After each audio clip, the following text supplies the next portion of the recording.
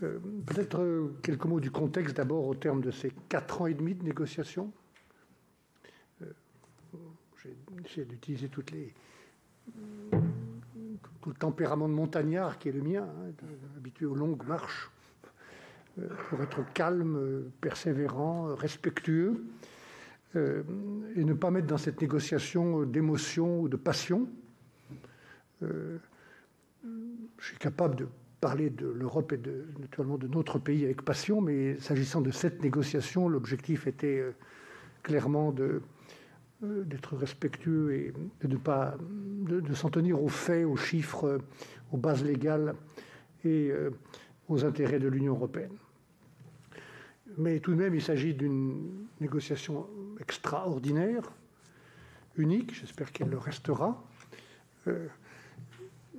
celle liée à un pays qui a choisi volontairement, démocratiquement, de quitter l'Union européenne. C'est la première fois. Ce qui prouve d'ailleurs au passage que l'Union européenne n'est pas une prison, qu'on peut la quitter, si on accepte d'assumer les conséquences et ses responsabilités.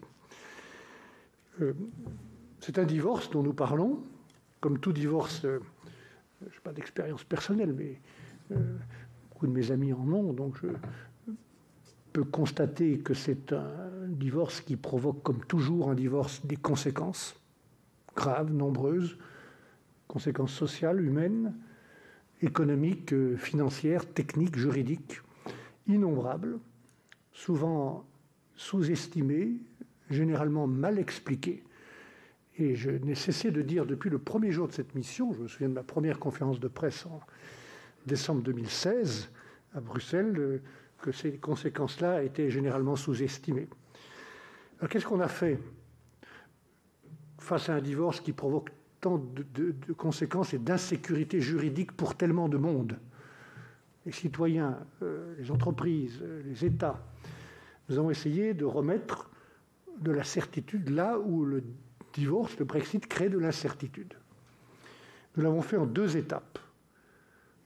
Pour traiter d'abord la question du divorce politique et institutionnel, le fait de quitter l'Union européenne, et dans un deuxième temps, celui dont tu parlais, Jean-François, à l'instant, le divorce, le Brexit économique et commercial. Et ce sequencing, comme on dit en patois savoyard, est extrêmement important. Nous avons voulu traiter d'abord la question du divorce institutionnel et tous les problèmes qu'il crée. Et puis ensuite, nous avons ouvert une deuxième négociation courte, comme vous l'avez dit, Madame la Présidente Primas, sur le commerce et l'économie, la future relation. Dans la première négociation, je le rappelle parce que nous sommes toujours sur la base de ce traité dans son application. Traité de 1200 pages qui a traité la question des citoyens. Ça concerne beaucoup de personnes que vous connaissez sans doute autour de vous, 4,5 millions de personnes. 3,5 millions d'Européens qui vivent au Royaume-Uni et 1,5 million de Britanniques qui vivent chez nous, pour lesquels on a garanti pour chacune de leurs familles et pour la durée de leur vie, la totalité des droits sociaux et des droits de résidence acquis par eux jusqu'à la fin de l'année dernière. 4,5 millions de personnes voient sécuriser leurs droits. Je parle bien des droits acquis. C'est une autre question que celle des gens qui vont maintenant aller au Royaume-Uni ou venir chez nous, auxquels seront appliquées, notamment du côté du Royaume-Uni, la politique extrêmement différente d'immigration. Très différente, de ce qu'était jusqu'à maintenant la liberté de circulation. On a traité la question du budget. Le budget, c'est beaucoup d'argent. La clé, c'est que les Britanniques ont accepté dans ce premier traité de payer à 28 tout ce qui a été décidé à 28. Ça concerne la PAC, ça concerne la politique des fonds structurels, la recherche. Tout ce qui a été décidé à 28 a été ou sera payé à 28. Et enfin, ça concerne la question que tu évoquais à l'instant, l'Irlande, la question la plus sensible. Personne n'a jamais été capable, chers collègues, de me démontrer la moindre valeur ajoutée du Brexit. Personne. Pas même M. Farage. Mais là où vous pouvez constater que le Brexit a le plus de conséquences et de risques, c'est l'Irlande. Et ça ne concerne pas d'abord les marchandises, le commerce, la technique. Ça concerne les hommes et les femmes. La paix dans une île où s'est déroulé un conflit entre plusieurs communautés qui a provoqué 4000 morts. 4000 morts. Et cette paix est fragile. Et cette paix, elle est liée à un accord qu'on appelle le Good Friday Agreement, signé il y a une vingtaine d'années, au terme duquel une des conditions de cette paix, c'est qu'il n'y ait pas de frontières. Du tout. Donc vous êtes, je répète ici, je l'ai déjà dit, en Irlande du Nord, Royaume-Uni, vous traversez cet hémicycle et vous êtes au bout, là, en Irlande, en République d'Irlande, dans le marché unique. Le problème, c'est que la limite du marché unique, elle est là. Et que nous devons, à toutes les frontières, à toutes les limites extérieures du marché unique, nous devons aux consommateurs, aux budgets nationaux et aux entreprises un contrôle de toutes les marchandises qui passent la ligne. Contrôle sanitaire, vétérinaire, alimentaire, sécuritaire, contrôle pour les taxes éventuelles qu'on perçoit ou la TVA pour le budget national du pays ou pour le budget européen, contrôle des produits industriels pour lutter contre la contrefaçon. Ça, c'est la règle générale. C'est une autre question, Sophie, de savoir si ces contrôles sont faits correctement ou pas, mais ils sont faits. Et on les doit au marché unique, aux gens qui travaillent et qui habitent dans le marché unique. Donc le problème qu'on a eu à résoudre en Irlande a été très, très compliqué. Nous avons cherché des solutions opérationnelles, concrètes, aux problèmes que posait le Brexit. Et en Irlande, ce n'est pas autre chose que le Brexit qui crée le problème. Donc on a cherché des solutions. Nous les avons trouvées après 2 ans de négociations avec Theresa May, finalement avec son successeur Boris Johnson. Et au terme de cet accord, qui date d'un an et d'un peu plus d'un an, et qu'il faut appliquer, le territoire d'Irlande du Nord fait partie en quelque sorte du marché unique. Il reste un territoire douanier britannique. Les contrôles se font non pas sur l'île, puisqu'on ne peut pas les faire physiquement sur l'île, ils se font à la frontière, à la limite de l'île, aussi bien à Dublin en République d'Irlande, ça c'est pas un problème puisque c'est l'Union européenne, qu'à Belfast. Je veux juste rappeler, mesdames et messieurs les sénateurs, qu'une vache qui rentre en Irlande du Nord, à Belfast, venant d'Angleterre, du même pays, cette vache rentre en France, elle rentre en Belgique, elle rentre en Allemagne, mécaniquement, puisqu'il n'y a pas de frontière. Elle rentre dans le marché unique, donc nous devons la contrôler. Elle sera donc contrôlée à Belfast, et les Britanniques ont accepté que ces contrôles soient effectués par leurs autorités, leurs services, avec notre coopération. Et nous avons une dizaine de vétérinaires, d'agents des douanes qui coopèrent déjà depuis le 1er janvier. Cette situation est complexe, et parce que la situation en Irlande est complexe. Le protocole est complexe, mais il est opérationnel et durable. Et donc nous devons, en dédramatisant, en évitant de mettre de la passion, de l'idéologie, trouver à le faire fonctionner de manière opérationnelle. Je dis juste un mot de ce qui s'est passé il y a 15 jours, dans le contexte de la lutte anti-Covid, de cette campagne de vaccination, des difficultés que nous avons rencontrées en Europe. La Commission a voulu établir un contrôle des exportations de vaccins. Non pas d'interdiction, mais de savoir qui exporte quoi et où. Dans ce souci de contrôler, de savoir qui exporte quoi et où, a été activée, et c'était une erreur, la fameuse clause article 16 qui prévoit de nouveaux contrôles en Irlande. Alors même que je m'étais battu pendant 5 ans pour qu'il n'y ait pas de frontières. Donc ça a été une erreur. Je ne vais pas revenir là-dessus. La présidente de la commission l'a reconnu et elle a d'ailleurs corrigé immédiatement 3 heures après. Voilà, je ne vais pas dire autre chose, mais nous ne voulons pas qu'il y ait de contrôle et de frontières au sein de l'Irlande. Et nous voulons dédramatiser les contrôles que les Britanniques ont accepté de faire pour préserver les conditions de cette paix et en même temps garantir l'intégrité du marché unique. Voilà. Il y a plusieurs, je dis, c'est un peu une quadrature du cercle que nous avons essayé de résoudre.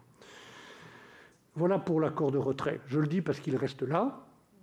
Et pour répondre à une question qui a été posée, je crois, Madame la Présidente, par vous.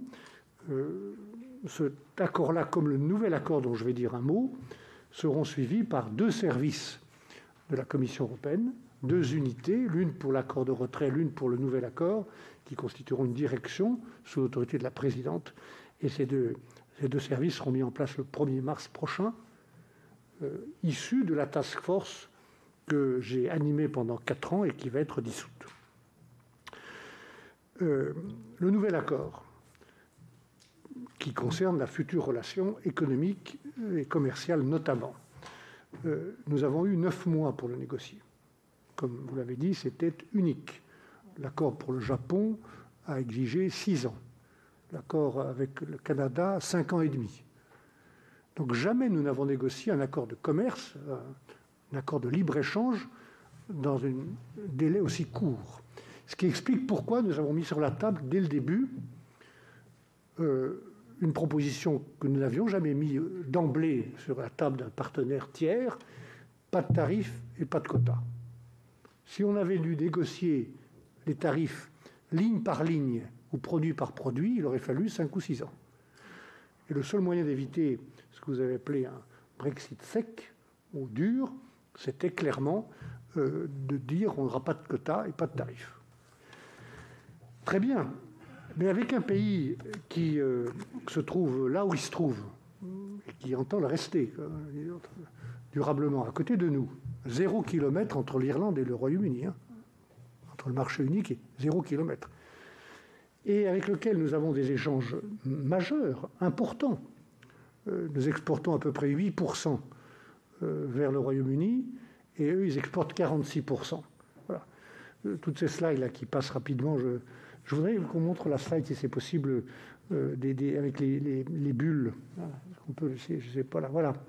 Cette slide-là, que vous connaissez peut-être, elle est très significative. Elle montre sur 2 axes la proximité géographique de nos partenaires dans le monde et l'importance et le volume de chaque rond de nos échanges.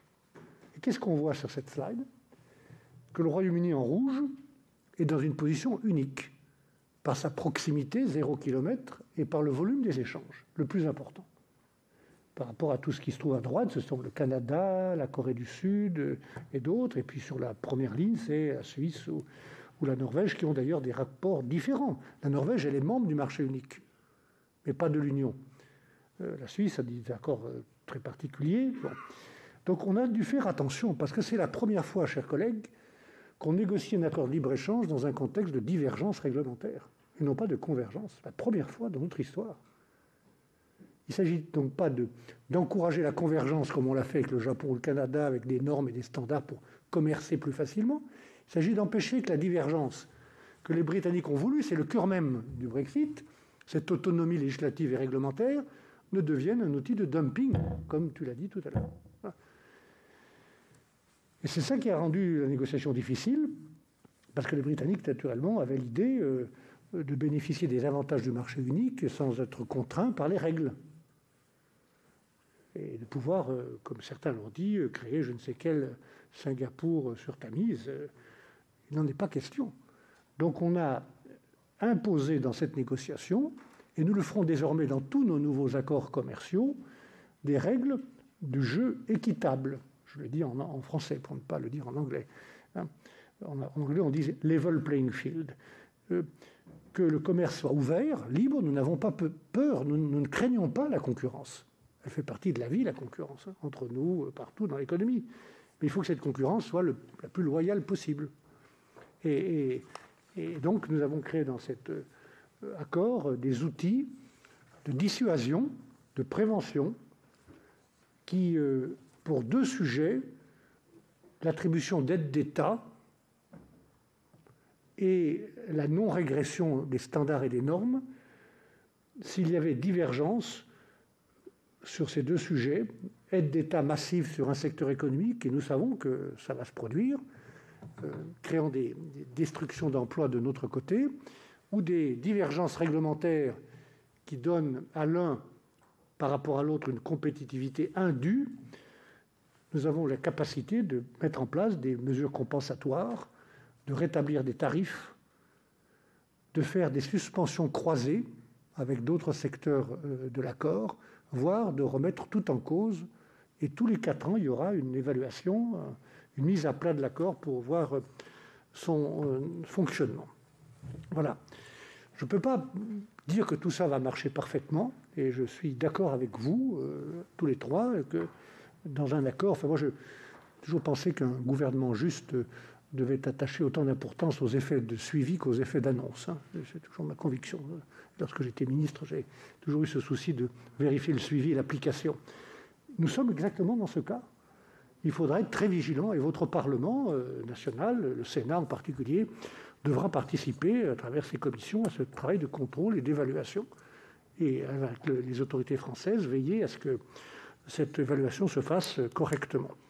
Mais nous avons des outils, et les experts de la Commission considèrent que le cadre est compliqué, mais crédible et fonctionnel. Voilà. Ça, c'est la première partie de l'accord commerce. La deuxième partie, c'est l'économie. D'autres partenariats économiques pour, en particulier, l'énergie, l'interconnectivité électrique, les coopérations en mer du Nord, le transport, les transports routiers, cabotage, transport aérien, certaines libertés, et la pêche. Peut-être puis-je dire un mot de la pêche parce que ça a été le sujet jusqu'au bout le plus compliqué. Il se trouve que j'ai eu l'honneur d'être le ministre des pêcheurs français. Je sais la difficulté de ce métier et son danger. J'ai du respect infini pour les pêcheurs. Et donc je me suis attaché à cette question, comme d'ailleurs les 27 États membres qui ont été solidaires. Pour les 27, tous n'étaient pas également concernés, mais il y en avait 11 qui étaient concernés, et 8 plus directement, dont la France. Et les positions de départ dans cette négociation étaient très différentes. Les Britanniques voulaient tout récupérer, ils pouvaient le faire en cas de désaccord. Nous pêchons dans les eaux britanniques 650 millions d'euros par an, nous les pêcheurs européens. Ils pêchent dans leurs eaux 850 millions, et dans nos eaux 150. Mais ils pouvaient récupérer les 650 millions. Et nous sommes partis en disant on ne change rien. Alors naturellement, c'était difficile de tenir cette position puisqu'ils quittaient le marché unique et ils quittent la politique commune des pêches. Et ils retrouvent la souveraineté sur leurs eaux. Donc ils pouvaient nous exclure.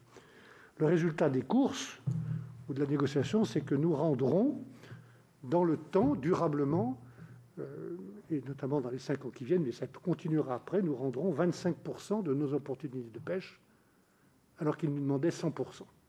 Voilà l'accord qui a été fait.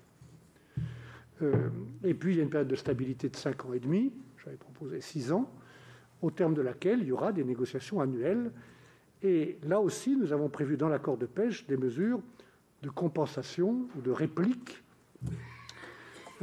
pour protéger nos activités si jamais les Britanniques prenaient des mesures très brutales de fermeture d'une partie ou de la totalité de la mer du Nord, par exemple, ce qui provoquait des problèmes très graves. Nous avons des mesures de réplique internes au secteur de la pêche et croisées. Je veux par exemple préciser que j'ai introduit dans la négociation une mesure miroir de ce qui est prévu dans la pêche dans le secteur de l'énergie. En d'autres termes, l'interconnectivité électrique est économiquement très importante pour les Britanniques et qui est intéressante économiquement pour eux, est établie pour 5 ans et demi, exactement comme pour la pêche, et tous les ans ensuite, il y aura une discussion annuelle pour maintenir ou pas l'interconnectivité électrique des Britanniques au marché électrique européen. Voilà une mesure miroir. Je pense qu'ils ont compris de quoi il s'agissait.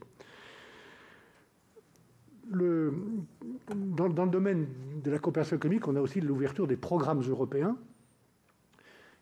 On a proposé, comme aux autres pays tiers, la Norvège, la Suisse, Israël, de participer dans d'autres conditions qu'aujourd'hui au programme de recherche, aux programmes spatiaux, à Erasmus.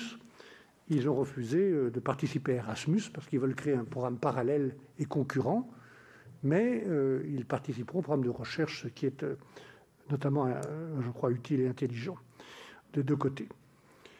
Troisième secteur de coopération établi dans cet accord, la sécurité intérieure.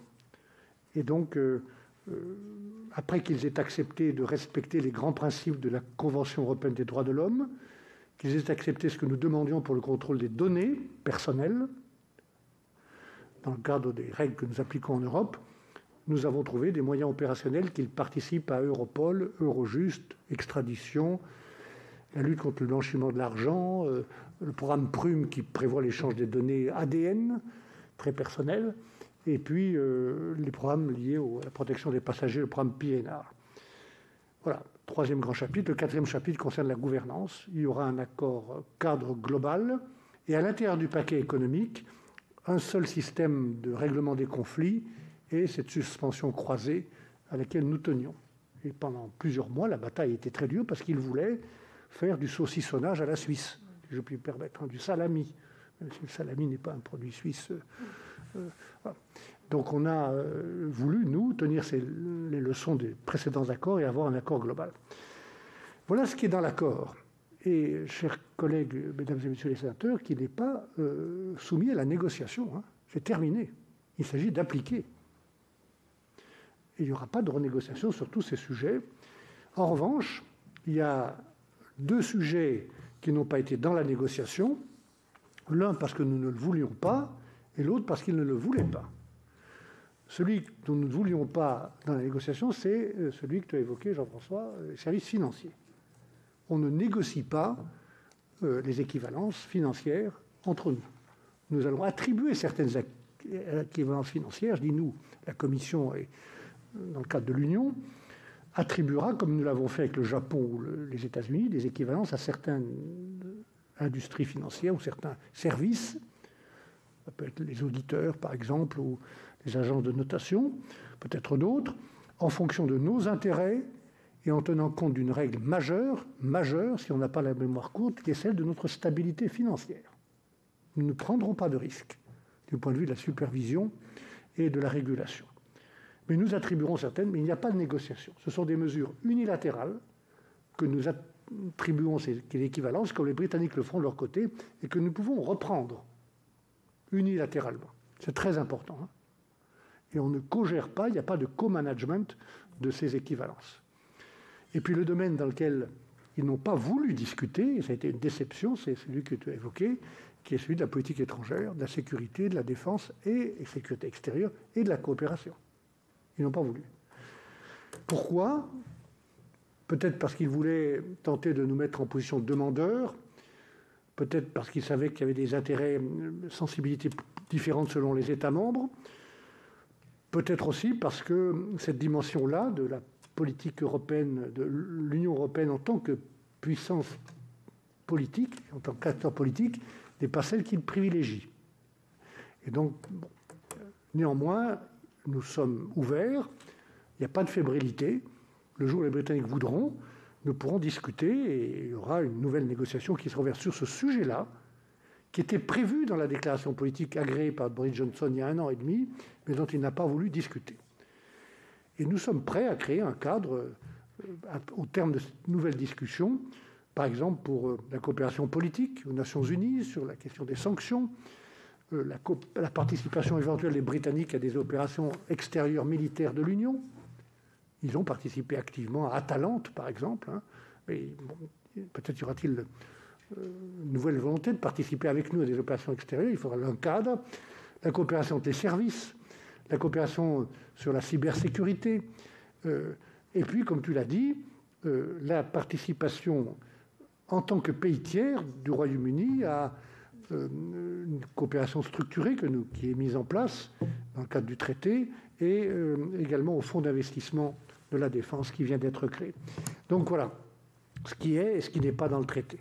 Et ce qui est dans le traité ne sera pas renégocié, il s'agit de l'appliquer, et c'est ça que je voudrais vous dire en conclusion. Il y a 3 sujets de vigilance, si je puis me permettre, ou d'exigence. Un premier sujet est celui de l'Irlande, lié au premier traité que j'ai évoqué. La paix est très fragile en Irlande. 2, la bonne application du traité, la mise en place c'est pas un tribunal d'arbitrage, mais d'un partnership council, d'un conseil de partenariat, de l'Assemblée parlementaire, le suivi des risques de dumping et comment on sera informé, la Commission, par les parlements nationaux, par vous, par les par les entreprises, par les secteurs concernés. Il y aura des enquêtes et les outils du traité seront utilisés. Mais tout ça est en train de se mettre en place. Et ça explique, je le dis en passant, Sophie, à une des questions que vous avez posées, que dans cette période, ce traité ne date que d'1 mois et demi. Il y a un besoin d'adaptation, de formules à remplir, de formules douanières. Mais il faudra distinguer, au bout de quelques mois, ce qui est l'adaptation à de nouvelles règles, notamment de contrôle douanier, de ce qui est le fonctionnement normal. Mesdames et messieurs, il faut bien dire la vérité. Je vous l'ai toujours dit, les fois où vous m'avez invité, ça ne sera pas business as usual. Le Brexit, ça ne peut pas être la même chose qu'avant. Ils ont quitté le marché unique, ils ont quitté l'union douanière, ils ont quitté l'Union européenne. Et il ne s'agit pas de punition ou de revanche. Il s'agit des conséquences mécaniques de ne plus être dans l'Union européenne et dans le marché unique. Et on ne peut pas avoir... En Allemagne, je ne vais pas le dire en français parce que c'est parfois un peu mal compris, mais en Allemagne, on dit on ne peut pas aller danser dans 2 mariages à la fois. Donc, c'est un peu le sujet. Ils ont peut-être espéré ça, mais ce n'est pas possible. Et donc, il y a une différence durable, et même définitive, pour un pays qui est pays tiers par rapport à un pays qui est pays membre de l'Union. Et s'agissant du marché financier, il n'y a plus de passeport financier. S'agissant des certifications croisées automatiques, il n'y a plus de certification automatique, il n'y a plus de reconnaissance automatique des qualifications professionnelles. Il y a des contrôles de tous les produits britanniques qui rentrent chez nous, comme eux vont contrôler, quand ils le pourront, quand ils le voudront, les produits européens qui rentrent chez eux. Et ça, c'est ce qu'on appelle, chers collègues, des barrières non tarifaires. Elles sont nombreuses, parce que c'est la règle avec n'importe quel pays tiers. Voilà. Après, je termine par le troisième sujet de vigilance, qui ne concerne pas tellement les Britanniques, mais qui nous concerne, si je puis me permettre de vous le dire, comme l'homme politique que j'ai toujours été, que je resterai. Je recommande que l'on passe un peu de temps pour comprendre pourquoi le Brexit s'est produit. C'est peut-être trop tard de se poser cette question pour les Britanniques, c'est pas trop tard pour nous et pour d'autres pays européens. Pourquoi il y a eu ce rejet de Bruxelles, de l'Union européenne, au nom peut-être de la globalisation et de ses conséquences dans beaucoup de régions pauvres ou en difficulté du Royaume-Uni, où l'industrie a disparu. Ça existe aussi chez nous. Il y a moins de services publics, le sentiment de ne pas être protégé. Ce sentiment populaire-là, ce n'est pas le populisme. C'est un sentiment populaire que je recommande d'écouter, de comprendre et auquel il faut répondre. Alors, Bruxelles commence à y répondre, les États membres aussi, moins de naïveté dans nos échanges. Enfin, une politique industrielle, c'est plus un gros mot, dans le domaine de la défense et dans d'autres domaines, même s'il y a parfois des difficultés. Je recommande de tirer les leçons du Brexit. Voilà, c'est autre chose que les conséquences du Brexit. Et moi, j'ai été très fier et honoré à ma place, dans la tête d'une équipe formidable. D'ailleurs, mon adjointe, Clara Martinez, doit être en ligne et pourrait répondre à des questions s'il y a besoin. J'ai été très heureux de participer à ce travail collectif. Je vais rester à Bruxelles quelques semaines de plus pour suivre le processus de ratification au Parlement européen qui est en cours. Et puis je reviendrai ensuite avec le sentiment d'une mission accomplie. Et dans cette mission, il y a un point que tu as souligné, Christian, qui est celui de l'unité des 27. On a prouvé que c'était possible. Ça n'est pas tombé du ciel, c'est un travail quotidien. D'abord, la volonté des 27 chefs d'État et de gouvernement.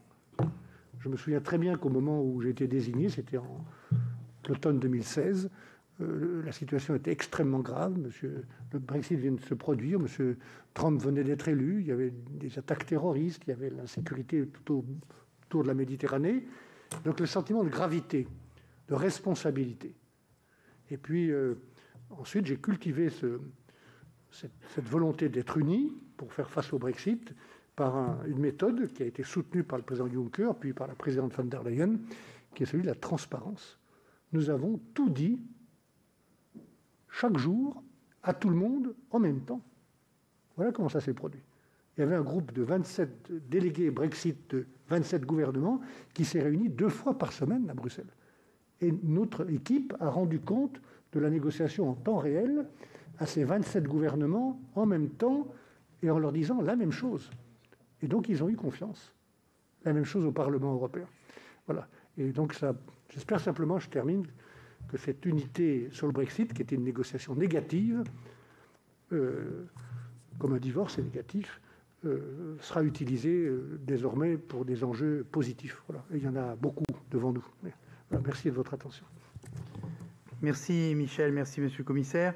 Donc nous avons passé, si vous voulez bien, à la partie débat. Je rappelle qu'elle a fait l'objet d'une organisation un peu particulière, eu égard au fait que nous sommes réunis à 3 commissions et donc chaque groupe a été sollicité pour désigner ses orateurs qui s'en tiendront à 1 minute par question. Je vous demande compte tenu de la liste impressionnante des orateurs, je pense que dans l'intérêt de tout le monde et de notre invité, il sera utile de respecter cette règle. Et donc, sans plus tarder, je donne la parole à Pascal Alizard pour 1 minute au titre de la Commission des Affaires étrangères et des Affaires européennes. Oui, Monsieur le Président, merci. Monsieur le Ministre, merci pour cet exposé. Et je joins mes félicitations à celles qui vous ont été adressées pour cette mission hors norme. Il y a l'accord et puis il y a la relation future.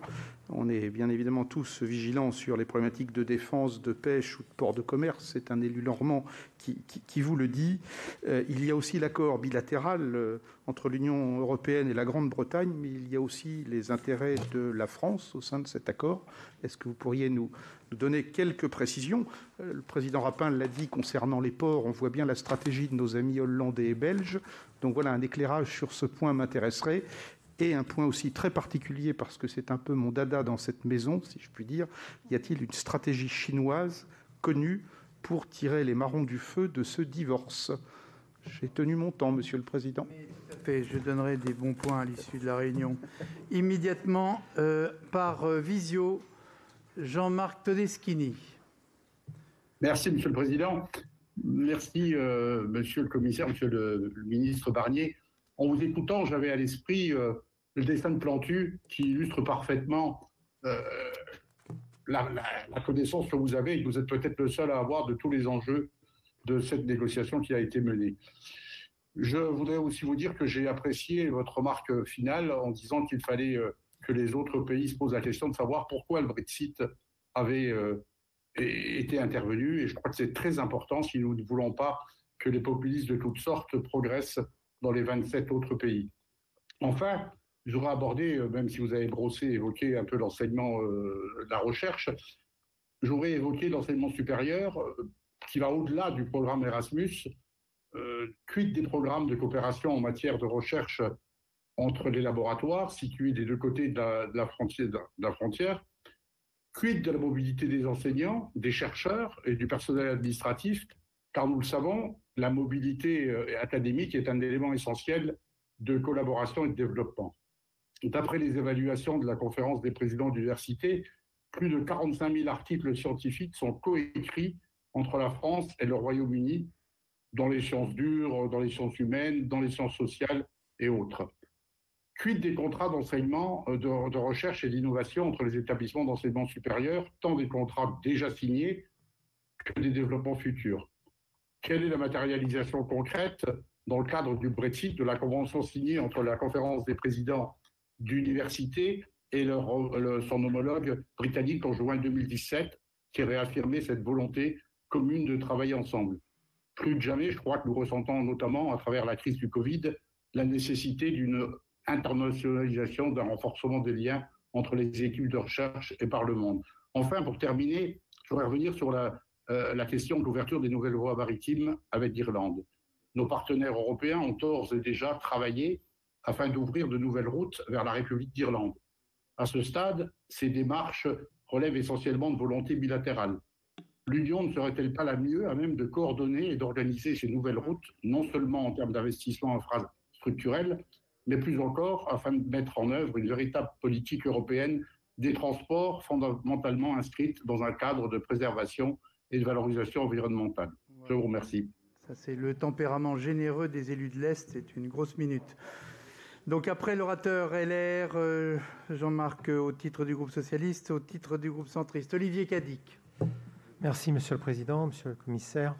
Vous avez dit que 4,5 millions d'Européens ont eu leurs droits acquis grâce donc, à l'accord de sortie. Je fais partie de ceux-là. Donc, je voudrais vous remercier pour vos efforts et l'attention que vous nous avez portée tout au long de ces négociations en leur nom et en le mien. Je veux vous remercier pour cela. Je souhaite évoquer un besoin de clarification de l'article 20 de l'accord de sortie, restriction des droits de séjour et d'entrée. Il m'a été soumis par Nicolas Hatton, président de The 3 Million. Cela concerne 2 millions d'Européens qui ont actuellement le pre-settled status. Vous savez qu'au bout de 5 ans, on a le settled status, donc 2 millions d'entre eux n'ont que le pre-settled status. Les Britanniques prévoient que pour eux, il faudra qu'ils renouvellent leur demande de settled status dans les 5 ans. L'article 20 de l'accord de sortie stipule les raisons justifiant une perte de statut et ça justifie la perte de statut et de résidence. L'omission de refaire la demande n'en fait pas partie. Que se passera-t-il dans ce cas? Certains pensent qu'ils perdraient leurs droits, d'autres pas. Une clarification est attendue. Je vous remercie. Merci Olivier. Au titre du groupe RDPI, Richard Yung. Merci Monsieur le Président, merci Monsieur le Commissaire. Ma question porte sur un des points que vous avez évoqués qui n'est pas dans l'accord, les services financiers. À l'heure actuelle, depuis le 1er janvier, les acteurs financiers britanniques ont perdu leur passeport européen, donc ils ne peuvent plus exercer leurs activités sur notre territoire. Et on voit bien d'ailleurs qu'il y a eu déjà un transfert des activités financières de Londres vers Amsterdam, Francfort et Paris, dans cet ordre. Donc, il faut que la Commission donne un accord, une équivalence, ce qu'on appelle une équivalence, et pour l'instant, vous l'avez fait avec parcimonie, puisqu'il y en a, je crois, 2, alors qu'il y en a une trentaine en attente. Il y a dans l'accord une déclaration qui prévoit l'établissement d'ici mars 2021, c'est-à-dire le mois prochain, d'un protocole d'accord définissant le cadre d'une coopération réglementaire en matière de services financiers. Donc ma question est, qu'en est-il de cette négociation? Est-ce que vous avancez avec les Britanniques sur la mise en œuvre de ce protocole? Est-ce que vous avez un espoir que ça puisse aboutir? Et comment voyez-vous les choses? Merci. Merci Richard. Au titre du groupe CRCE, mais je ne le vois pas, Pierre Laurent. Est-ce que Pierre Laurent est en séance ou quelqu'un?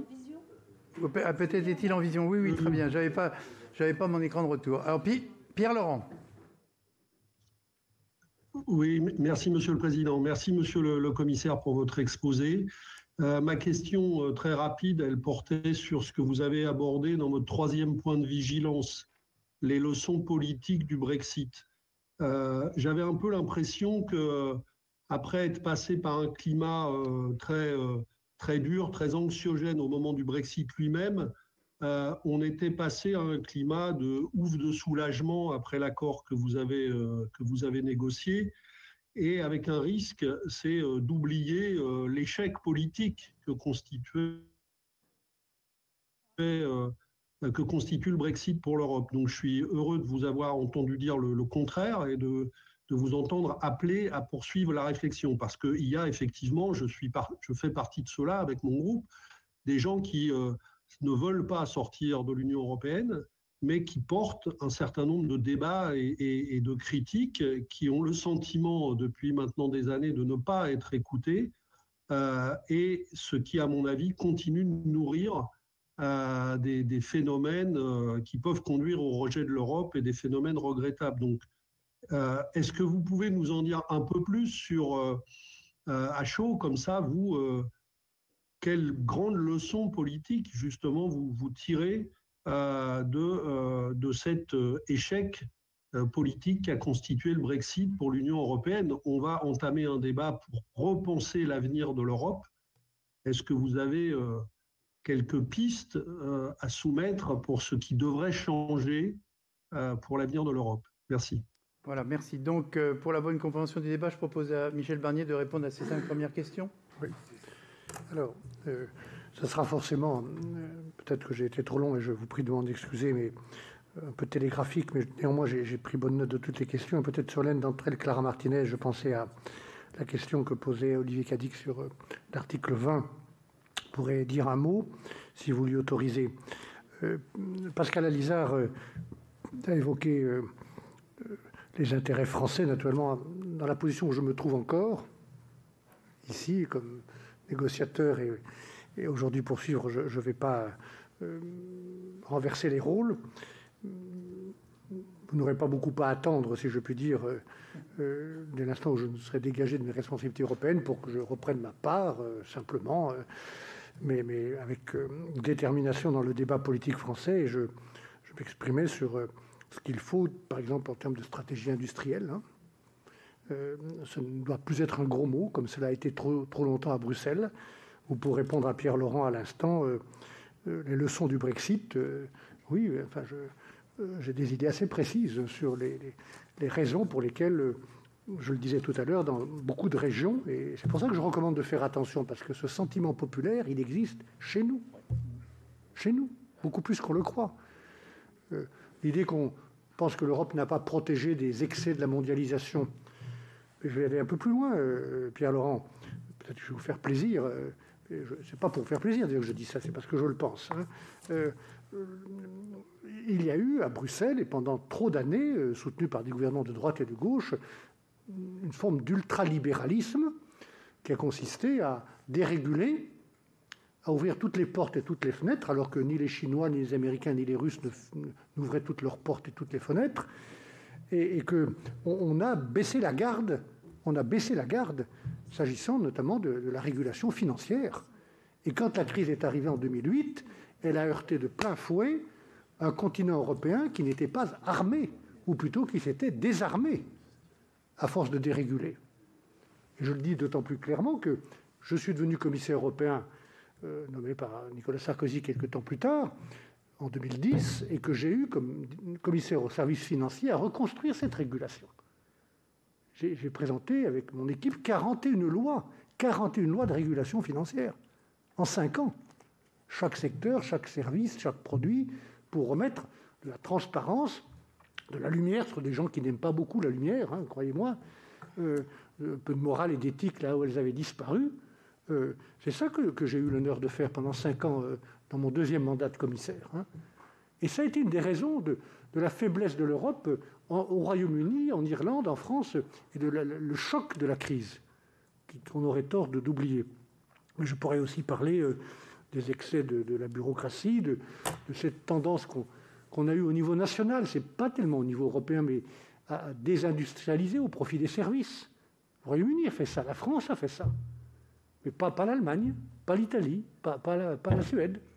Donc je pense que maintenant, dans le monde tel qu'il est, qui est un monde global, on a intérêt à, sur le plan de plein d'industries, mais l'industrie numérique, Thierry Breton est en charge de ça et s'en occupe activement, mais aussi l'industrie de la défense, de réarmer l'Europe et d'avoir une stratégie européenne. C'est pour ça que je suis très heureux, par exemple, que le fonds d'investissement de défense, Christian, pour la première fois, il y a de l'argent européen dans le budget de l'Union européenne qui va être affecté à des investissements de défense, 60 ans après la création de l'Union.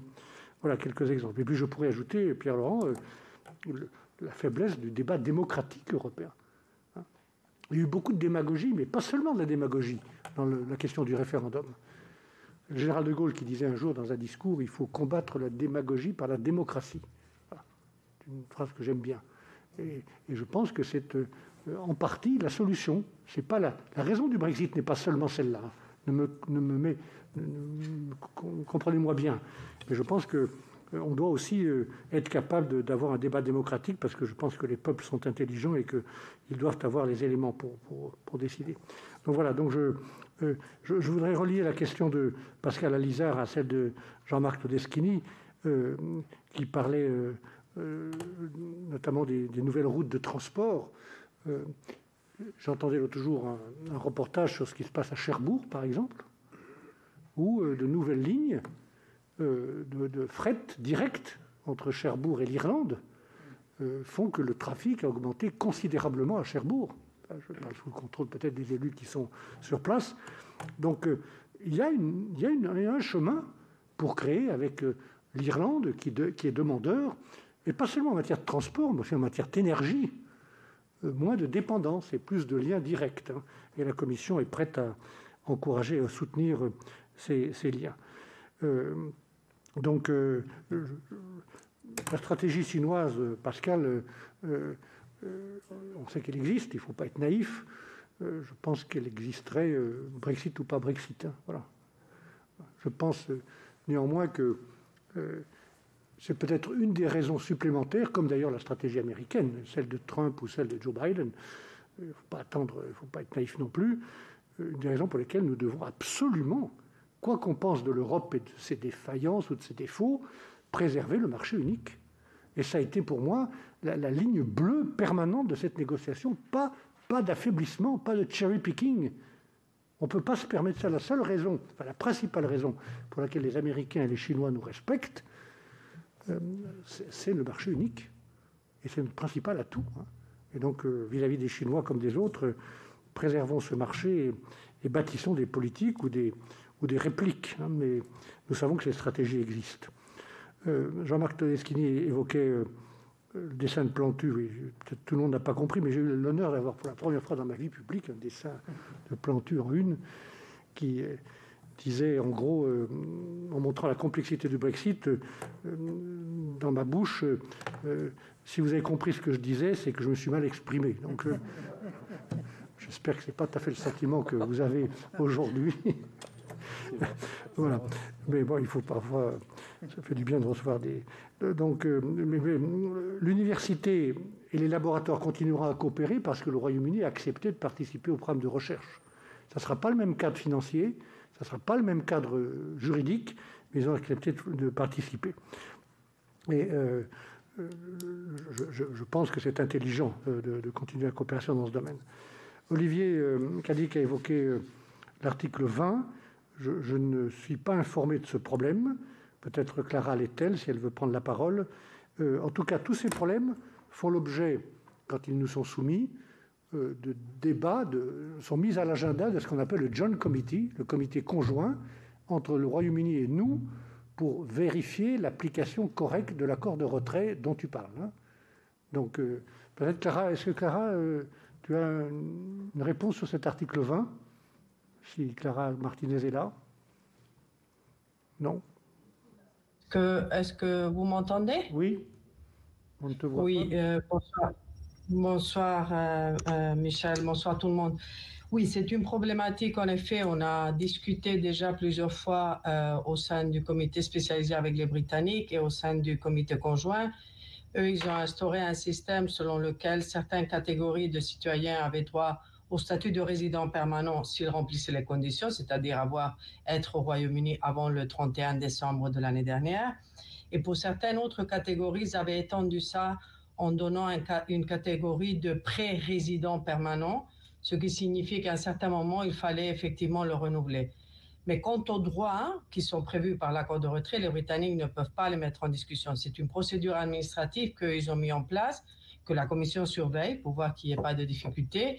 Chaque État membre aussi a instauré certains des systèmes purement déclaratoires, d'autres des systèmes constitutifs où il faut suivre une procédure pour les résidents britanniques qui sont dans les pays, dans les États membres avant le 31 décembre. Mais le droit en tant que tel, les Britanniques ne peuvent pas le refuser. Il y a une procédure administrative qui s'applique à certaines catégories, mais qui ne peut pas mettre en question les droits qui sont prévus dans l'accord de retrait. Et la Commission suit ça de près, continuera à le suivre dans les prochains mois. Je vais, dans le prolongement de ce que vient de dire Clara Martinez, rappeler cette question à M. Šefčovič, le vice-président de la Commission européenne, qui nous représente, nous, Européens, dans ce comité conjoint. Clara Martinez, qui vient de s'exprimer, a été la directrice de cabinet du président Juncker et elle est aujourd'hui, pour 15 jours encore, mon adjointe dans la négociation. Elle a été à mes côtés dans toute cette deuxième négociation. Richard Young a évoqué les procédures d'équivalence. Nous faisons une procédure d'évaluation des équivalences. Il y en a une bonne vingtaine qui sont envisagées ou possibles. Elles ne seront pas toutes données, elles seront attribuées de manière très consciencieuse, en tenant compte de nos intérêts et des risques de stabilité financière. Les Britanniques ont essayé dans la négociation de contourner cette procédure. Par exemple, ils ont jusqu'au dernier moment insisté pour mettre dans l'accord de futures relations une disposition qui ouvrait une sorte d'équivalence automatique pour tout ce qu'on appelle le portfolio management, les fonds d'investissement. 3 000 milliards d'euros. Hein. Et la présidente de la Commission est extrêmement claire et nette, pas question. On ne contourne pas, il n'y a pas de co-management des procédures d'équivalence, c'est trop important. Donc pour ce secteur-là, c'est un vrai changement. Peut-être tout le monde n'a pas cru qu'il allait se produire, mais il s'est produit comme une conséquence mécanique, automatique du Brexit. Et nous travaillons, la commissaire Marine McGuinness, qui est irlandaise et qui est chargée des services financiers, travaille actuellement au protocole que tu as évoqué et qui sera fait dans les délais prévus. Mais ce n'est pas un protocole qui concerne les équivalences. On n'anticipe pas, on ne traite pas les équivalences. C'est un protocole sur la coopération réglementaire en matière financière. Hein. Voilà. Comme nous en avons un avec le Japon et un autre avec les États-Unis. Voilà. Bon, Pierre-Laurent a évoqué... non, il n'y a pas de soulagement. Moi, je n'ai pas éprouvé de soulagement. J'étais content de cette mission et surtout d'aboutir à un accord pour un divorce ordonné plutôt que désordonné. Mais je pense que le Brexit reste une interpellation et je ne vais pas revenir sur les réponses que j'ai faites tout à l'heure. Bien, nous attaquons la deuxième série de 5 questions. On commence par Jean-Noël Guérini pour le RDSE. En visio, Jean-Noël. Président, bonjour Monsieur le Ministre et bravo. D'un point de vue de notre continent, le Brexit était présenté comme un cataclysme pour le Royaume-Uni au premier rang. Les Anglais avaient plus à perdre que les Européens en quittant l'Union. En en croire les projections longues sur l'évolution du PIB d'ici 2050, l'Union européenne se maintiendrait au sein du G8 tandis que le Royaume-Uni en sortirait. Pourtant, lorsque l'on observe que les Britanniques ont été mieux fournis en vaccins contre le Covid, cela interroge. Sommes-nous là face à un épisode anecdotique ou illustre-t-il les angles morts qui persistent au sein de la Grande-Bretagne, j'allais dire de l'accord de commerce et de coopération dont pourrait finalement profiter la Grande-Bretagne. Je pense en particulier au volet sur les garanties relatives à la concurrence loyale. L'Union européenne a par exemple renoncé à l'alignement dynamique des normes ou encore quelles garanties offriront les Britanniques sur la question de l'accès au marché public très encadré par les directives. A-t-on vraiment trouvé de bon équilibre entre compétition et coopération? Merci. Franck Menonville pour les Indépendants. Merci Monsieur le Président. Monsieur le Ministre, vous avez évoqué tout à l'heure donc les leçons à tirer du Brexit. À ce stade, moi, je voudrais peut-être vous demander donc quelles sont les natures pour faire rebondir donc la construction européenne, avec quels leviers et surtout quelles évolutions institutionnelles pouvez-vous peut-être nous évoquer ces évolutions possibles et surtout donc comment réenchanter donc la construction européenne et notamment convaincre nos concitoyens européens que l'Europe est véritablement un levier permettant de garantir demain la souveraineté de notre économique de nos nations. Et une autre question peut-être concernant peut-être la situation de la Hongrie et à moindre mesure la Pologne sur les grandes libertés qui sont prises actuellement sur les valeurs fondatrices de l'Europe et de nos démocraties libérales. Comment voyez-vous donc ce risque? Et puis enfin, vous évoquiez tout à l'heure les enjeux de dérégulation. Il y a un dossier effectivement qui fait débat, qui a fait débat et qui nous inquiète, c'est celui de la situation donc de notre entreprise publique EDF. Et comment voyez-vous donc son avenir possible? Jacques Fernic pour le groupe écologiste. Oui, merci de vos explications très claires et de votre engagement. Cette négociation, vous l'avez dit, a été marquée, je suis là, par la volonté des 27 d'assurer la robustesse de ce nouvel accord de commerce pour contrer les risques de dumping autant environnementaux que sociaux. L'essentiel sera donc dans la pratique, dans l'usage de ce traité, selon votre formule, pour que les effets de suivi correspondent aux effets d'annonce. Il y aura donc tout un mécanisme de vérification du respect de nos standards environnementaux et sociaux qui est amené à se déployer.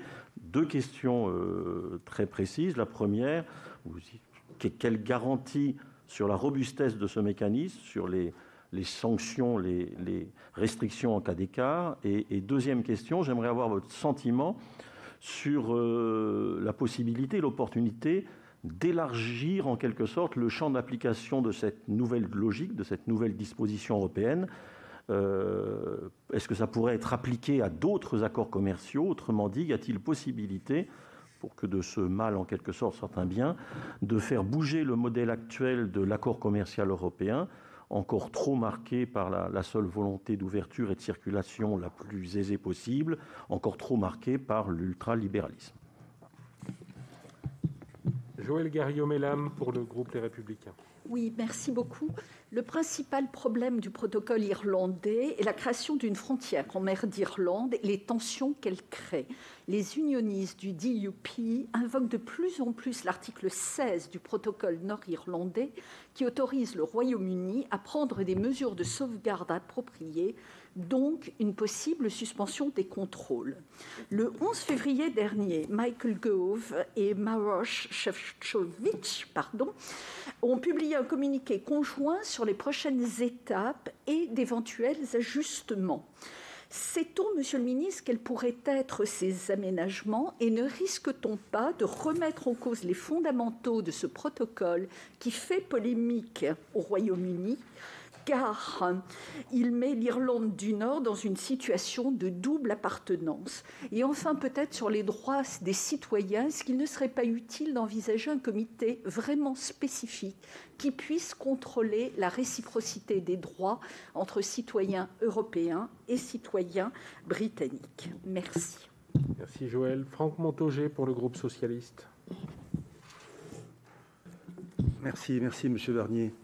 Je suppose que les négociations se sont appuyées sur une analyse des risques économiques encourus par les pays de l'Union européenne. Compte tenu de l'accord négocié, dans quel secteur ou filière économique anticipez-vous des conséquences négatives? Quel plan ou contre-mesure l'État français devrait-il mettre en œuvre pour minimiser ces effets sur les entreprises françaises? Par exemple, les services financiers implantés en France ne vont-ils pas en pâtir? Ne voyez-vous pas dans le départ des Britanniques une opportunité de création de nouveaux paradis fiscaux, sachant que cette question des paradis fiscaux n'est toujours pas résolue en Europe même? En matière agricole, l'accord laisse comprendre que nous ne pourrons plus protéger les futurs IGP ou AOP comme nous l'avons fait jusqu'ici. Les accords futurs résultant de l'évaluation du Brexit initial feront-ils partie de l'accord de Brexit? Le cas des indications géographiques protégées étant un exemple parmi d'autres. Et enfin, le Brexit va-t-il, selon vous, alourdir ou faciliter le projet nucléaire d'Hinkley Point que porte EDF? Je vous remercie. Alors,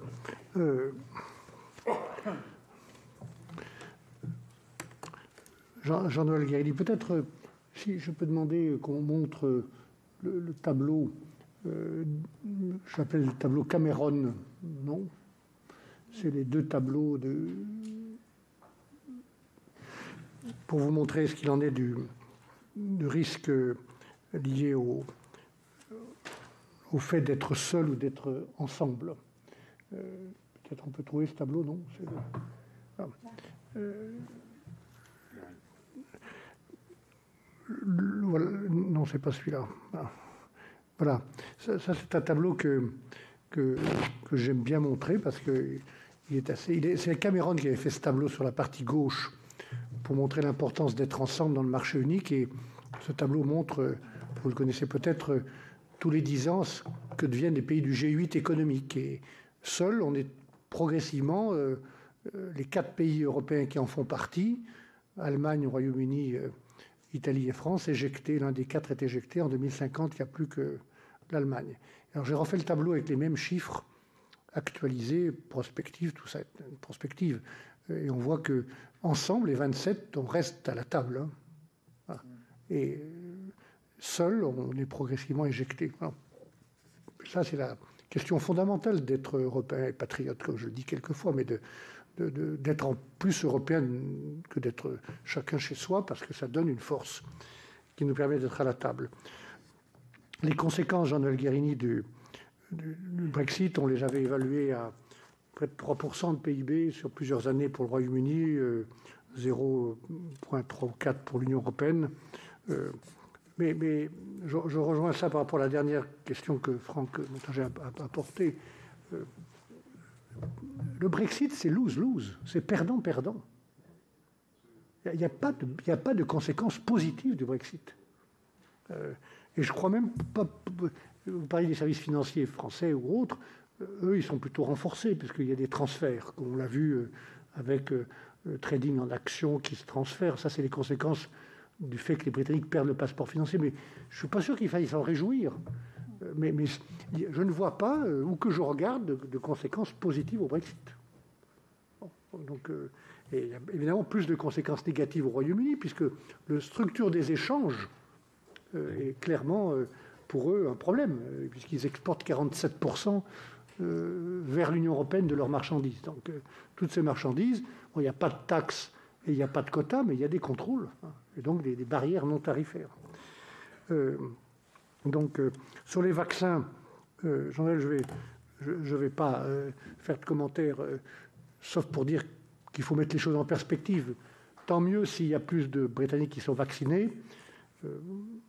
On voit bien qu'on peut discuter aussi des vaccins quand ils sont vraiment opérationnels. Il faut deux injections. Il y a eu beaucoup de premières injections, beaucoup moins de deux injections. C'est clair que les Britanniques sont seuls, qu'ils ont pu décider seuls, et que c'est plus compliqué de décider à 27, surtout quand c'est la première fois. Et nous, la philosophie, c'était qu'on commandait, on mutualisait les commandes de vaccins, avec peut-être des difficultés administratives plus lourdes, parce qu'on est 27, mais qu'au moins on garantissait une équité entre les 27. C'est aussi ça la philosophie de l'Union européenne. Maintenant, je recommande de mettre les choses en perspective. On va voir dans quelques mois comment les choses se passent. Et je veux dire qu'il faut éviter des polémiques sur ce sujet, qu'il faut éviter de la surenchère. Tant mieux pour les Britanniques, moi je leur souhaite tout le meilleur.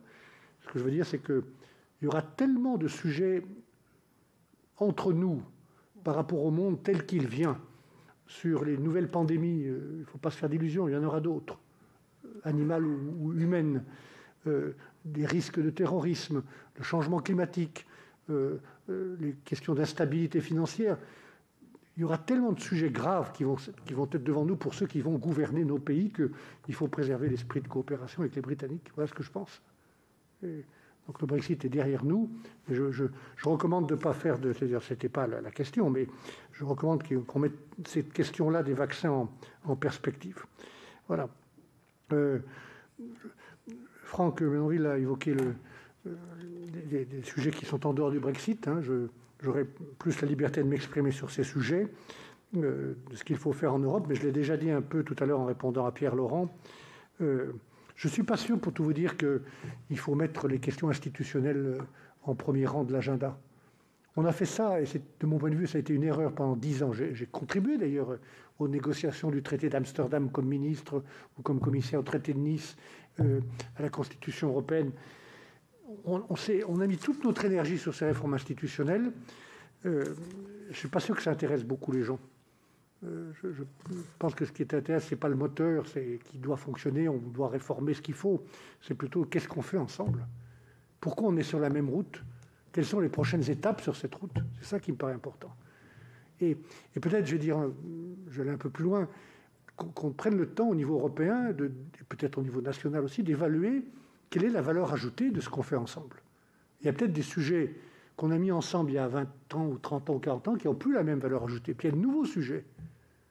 Tout à l'heure, je rencontrais le président du CNRS pour la recherche, la santé, la défense, qui sont des sujets qu'il faut absolument mettre ensemble, sur lesquels on a besoin de mutualiser.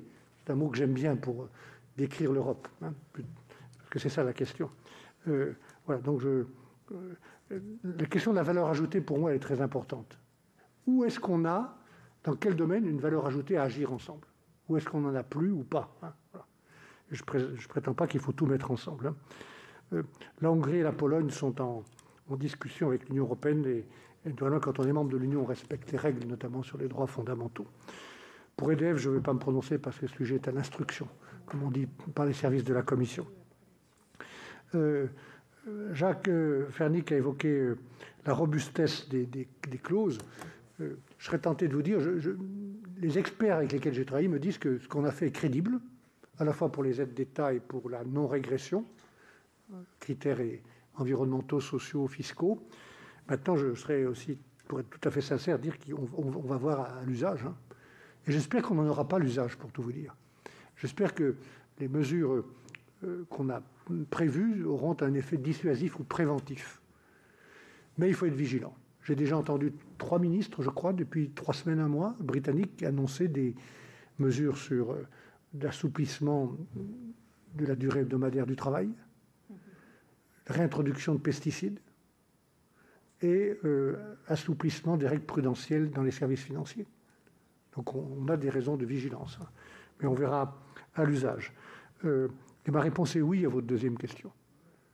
La présidente de la Commission a dit, je vous confirme, que ce que nous avons fait là servira de base pour tous les nouveaux accords de commerce dans le monde que nous signerons en tant qu'Européens. Donc il ne s'agira plus seulement d'abaisser ou de supprimer les tarifs, d'abaisser ou de supprimer les quotas, mais d'utiliser nos outils de FTA, d'accord de libre-échange, comme un outil de gouvernance mondiale pour créer du progrès, hein, voilà, notamment dans le domaine de la lutte contre le changement climatique. Bien sûr, ces accords ne ressembleront pas tous à celui-ci, mais ce que nous avons fait, c'est la première fois, pour les règles du jeu équitable, sera réutilisé. Joël, je ne vais pas revenir sur le débat que j'ai eu très longtemps avec le DUP, le parti unioniste, des difficultés. Je ne veux pas parler de frontières, hein, mais de contrôle. Voilà. Donc je ne dirais pas qu'il y a une frontière dans la mer, il y a des contrôles dans un espace qui est régi par les règles du marché unique, où le code douanier européen s'applique. Et nous devons faire ce contrôle pour les 3 raisons que j'ai indiquées tout à l'heure. Mais je ne veux pas parler de frontières parce que je veux qu'on respecte l'intégrité territoriale et politique du Royaume-Uni. Ce protocole n'est pas renégociable.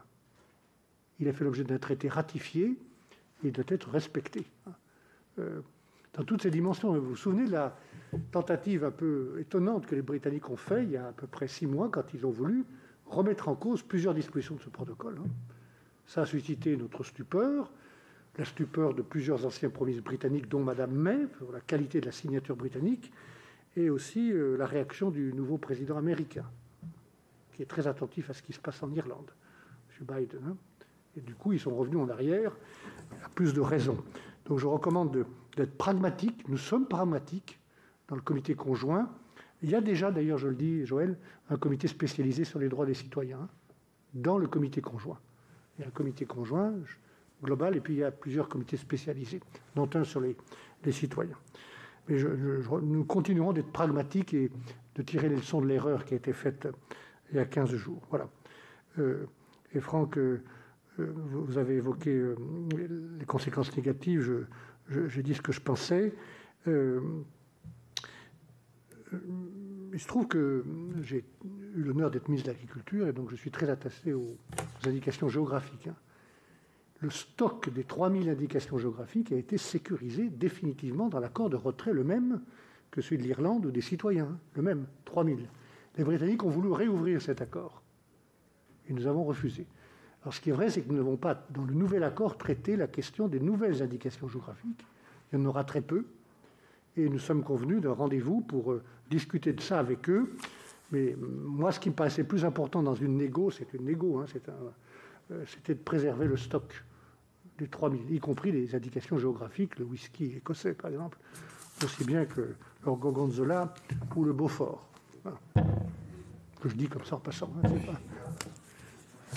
que j'étais le député du Beaufort pendant très longtemps. Donc voilà, on a eu peur que tu préfères... Très bien, monsieur le commissaire. Dernière salve de questions. Anne-Catherine Loisier pour l'Union centriste. Merci Madame la Présidente, Messieurs les Présidents, Monsieur le Ministre. Moi, je voudrais revenir, Monsieur le Ministre, s'agissant notamment donc, des questions environnementales, sur cette clause de non-régression des niveaux de production. qui se veut être contraignante et exécutoire et qui, au vu de ce que vous nous en dites, semble solide, suffisante pour éviter les écueils d'une concurrence déloyale ou d'un dumping environnemental.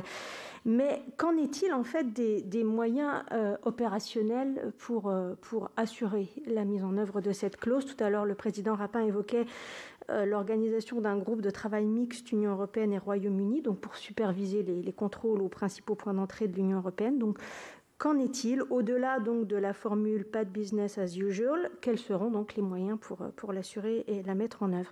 Et puis, pour rebondir sur la question finale qui est la vôtre et qui est effectivement essentielle, pourquoi le Brexit a-t-il eu lieu? C'est effectivement essentiel que nous, parlements nationaux, nous nous en emparions, mais l'administration européenne s'interroge-t-elle, elle aussi?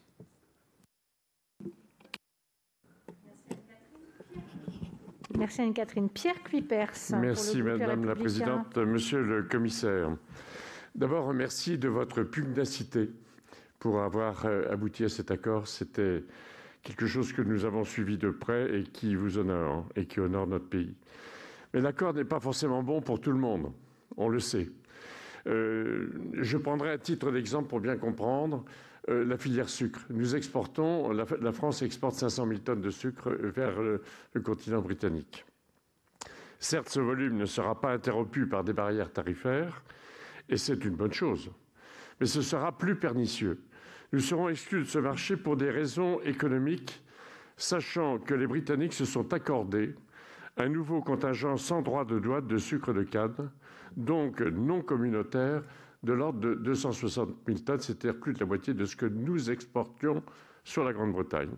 Nous y serons donc directement en concurrence avec le sucre brésilien. Nous risquons donc d'être petit à petit exclus pour des critères économiques, car il nous faudra rivaliser avec les plus compétitifs des pays tiers. De plus, les contingents d'importation que la Commission a négociés en bilatéral, je dis bien en bilatéral et pas en contingent de l'OMC, restent en l'état.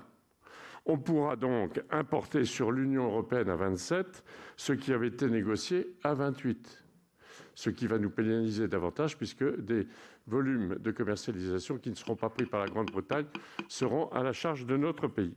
Alors voilà, pensez-vous, Monsieur le Commissaire, pouvoir pousser la DG Trade à rouvrir ces négociations bilatérales? La fenêtre de tir serait opportune, d'autant plus avec le Green Deal, où des voix se lèvent pour demander d'exiger de nos partenaires commerciaux traditionnels ce que l'on va exiger à nos propres producteurs. Merci. Merci Pierre. Jean-Yves Lecomte.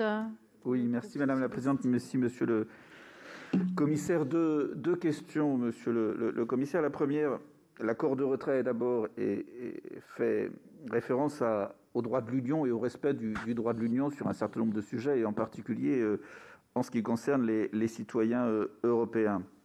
Pourtant, à partir d'une certaine période, ce ne sera plus la CJUE qui pourra décider, mais ce sera un tribunal d'arbitrage. Est-ce que ça ne remet pas en cause la primauté et l'exclusivité de la CJUE en matière de droit de l'Union? Deuxième question, et vous avez évoqué le fait que ce nouvel accord pourrait servir de base pour d'autres accords. C'est un accord complexe. Et pourtant, il ne sera pas ratifié par les parlements nationaux. On peut comprendre pourquoi, compte tenu du point de départ. Toutefois, comment derrière imaginer que des accords qui seraient moins intégrés et moins complexes ou de même nature ne passent pas devant les parlements nationaux si celui-là n'est pas passé devant les parlements nationaux? En d'autres titres, est-ce que de cette manière, on ne crée pas un précédent qui pourrait, par exemple, justifier que tous les autres accords du type CETA ou autres ne passent plus devant les parlements nationaux si on appliquait les mêmes règles? Merci beaucoup. Pierre Louot, de l'Union centriste. Monsieur le Commissaire, fonds de compensation du Brexit, pourquoi la France est aussi mal servie? C'est quand même 4 milliards 240 millions, alors que les pêcheurs, entre autres, vont subir de plein fouet le Brexit. Et puis une question subsidiaire, puisqu'on parle des Anglais. Est-ce que l'anglais peut rester encore la langue officielle d'une Europe où il n'y a plus qu'1% des Européens qui parlent anglais? C'est une sacrée bonne question. Merci Pierre. Et pour terminer, Martine Berthet du groupe Les Républicains. Merci beaucoup Madame la Présidente. Monsieur le Commissaire, cher Michel, à nouveau bravo et merci pour cet accord obtenu. Ma question concerne le secteur du tourisme et plus particulièrement les saisonniers britanniques engagés par les tour opérateurs. En France, ces derniers génèrent chaque année une activité économique non négligeable, par exemple dans nos stations de ski, mais pas que là. S'il semble acquis que le détachement des personnels reste autorisé, l'inquiétude des tour opérateurs est grande quant au niveau d'acceptation qui sera donné aux demandes des permis de travailler pour leurs salariés. Ils doivent prendre des engagements dès maintenant sur le territoire français pour préparer les saisons prochaines et ont besoin à cet effet de visibilité, d'être rassurés quant à leurs possibilités d'embauche et faute de quoi ils ne prendront pas de risques. Aussi, monsieur le commissaire, des accords particuliers ont-ils été pris sur ce sujet des permis de travailler des saisonniers britanniques engagés dans le secteur du tourisme en Europe afin de faciliter leur traitement et ainsi conserver l'activité économique générée? Merci. Merci à tous, monsieur le commissaire. Alors, merci encore. Je rejoins la question que tout à l'heure Franck Montaugé a posée. Je n'ai pas répondu précisément à sa question à la lumière de la question de Pierre Louot sur le fonds de compensation. 400 millions sur 4 milliards. La répartition a été faite sur des bases d'objectifs liées aux secteurs et aux régions qui sont potentiellement les plus touchés. Je rappelle que nous avons un accord qui ordonne le Brexit. Ce n'est pas comme s'il y avait des tarifs et des quotas rétablis partout, parce que pour le coup, chers collègues, on aurait eu des conséquences extrêmement graves dans le domaine, par exemple agricole, de nos exportations à nous, Européens et Français, vers le Royaume-Uni. Les secteurs les plus touchés sont clairement la pêche, puisqu'on sait que nous devons rendre sur 5 ans et demi 25%, pas 100%, mais 25% de nos opportunités de pêche. Donc il y a des conséquences qui seront l'objet de ces compensations. On va évaluer les conséquences pour tous les secteurs, mais il y a besoin d'un peu de temps quand même. C'est pas si évident que ça, qu'il y aura des conséquences graves partout. Je recommande qu'on prenne le temps. Ce qui est intéressant, c'est que la Commission a proposé de donner une enveloppe nationale à chaque pays tout de suite. Donc les enveloppes sont là, elles peuvent être utilisées, et les factures envoyées après, si je puis dire. Donc voilà, je recommande que vous gardiez le contact avec le ministre des Affaires européennes français, le ministre de la Pêche, pour la pêche, comme vous le faites, pour vérifier dans quelles conditions et comment cet argent est attribué. Anne-Catherine Loisier a évoqué la non-régression. Encore une fois, moi, je ne prétends pas que c'est parfait. C'est très compliqué. Les Britanniques ont fait beaucoup d'efforts pour, une fois qu'ils ont accepté ce principe d'équivalence dans le temps, mettre des bretelles, des ceintures, essayer de rendre moins opérationnel ce système. Nous sommes parvenus à un accord, à un compromis. Il faudra le juger dans la durée. Et on a des moyens, dès l'instant où nous serons informés, la Commission sera informée. Encore une fois, vous avez un rôle à jouer par les entreprises que vous rencontrez ou les secteurs que vous connaissez. Et eux-mêmes s'exprimeront directement pour que les outils de réplique, de dissuasion, de prévention soient utilisés. Mais il y en a un certain nombre, y inclus quand on constatera une distorsion de concurrence claire, par exemple dans le domaine des aides d'État, la capacité de mettre des mesures compensatoires immédiates. Ensuite, il y aura le tribunal d'arbitrage qui devra se prononcer, mais il y aura des capacités assez opérationnelles de réagir. Tout à l'heure, c'est toi qui as parlé de contrôle commun, tout à l'heure, il n'est pas question. J'ai vu la proposition, mais je n'ai pas lu la proposition de la Commission de l'Environnement comme l'idée d'instituer des contrôles communs aux frontières européennes. C'est toi qui... Il n'est pas question de ça. On ne va pas mettre les Britanniques pour contrôler nos frontières. Je m'en passe. Donc, on voit les accords du Touquet. Non, mais le Touquet, c'est bilatéral. Mais nous avons... la France a créé à peu près 1000 postes de douaniers supplémentaires, le Pays-Bas 700, la Belgique 400. Si ce n'est pas suffisant, il en faudra d'autres, des vétérinaires, mais on est en mesure de contrôler les nouveaux flux qui doivent être contrôlés, qui ne l'étaient pas jusqu'au 31 décembre. Mais on ne va pas faire ça en commun avec les Britanniques, c'est sûrement pas. Et je pense, Anne-Catherine, que la question de l'administration européenne est englobée dans ma réponse tout à l'heure sur le fait que l'examen de conscience que je recommande après le Brexit et les leçons du Brexit s'appliquent à tout le monde, y inclus l'administration. Moi, j'ai eu la chance de 3 fois, pendant 3 périodes de 5 ans à Bruxelles, j'ai travaillé avec des fonctionnaires exceptionnels, comme Clara que vous avez entendu tout à l'heure, et beaucoup d'autres.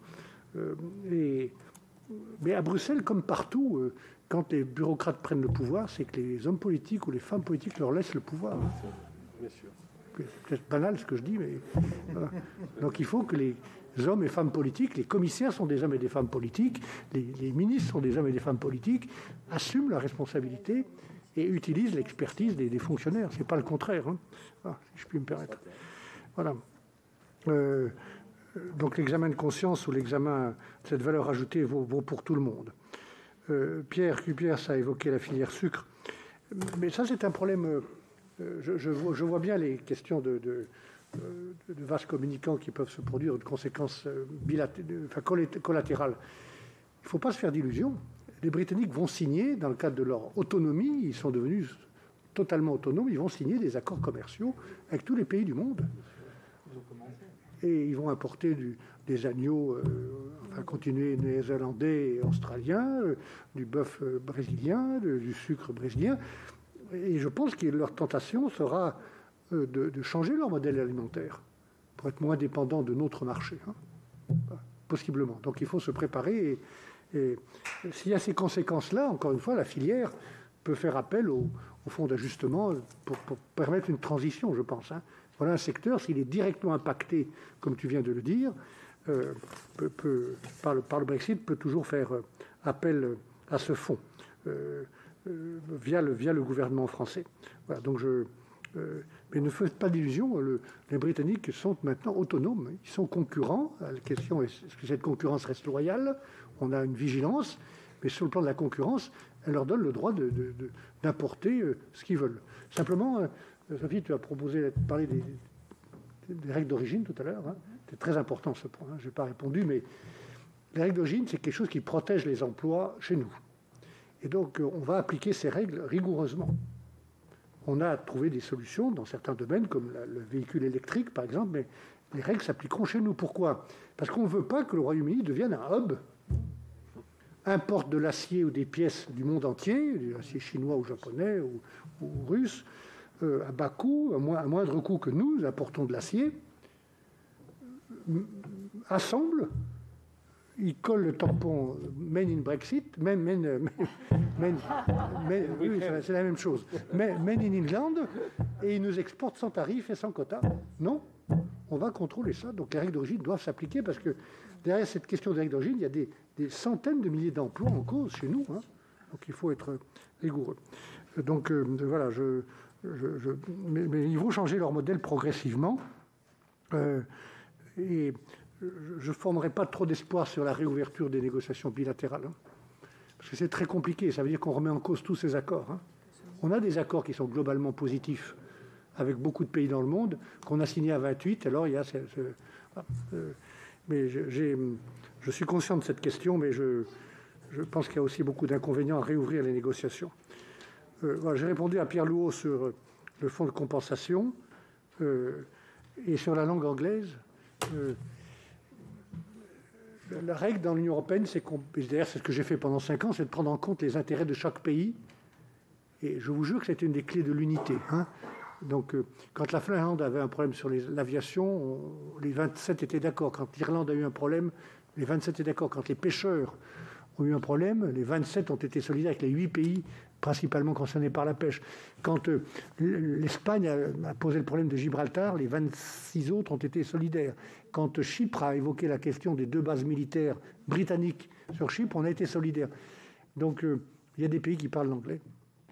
Il y en a au moins 2. Je ne vais pas dire le pourcentage, mais l'Irlande et Malte.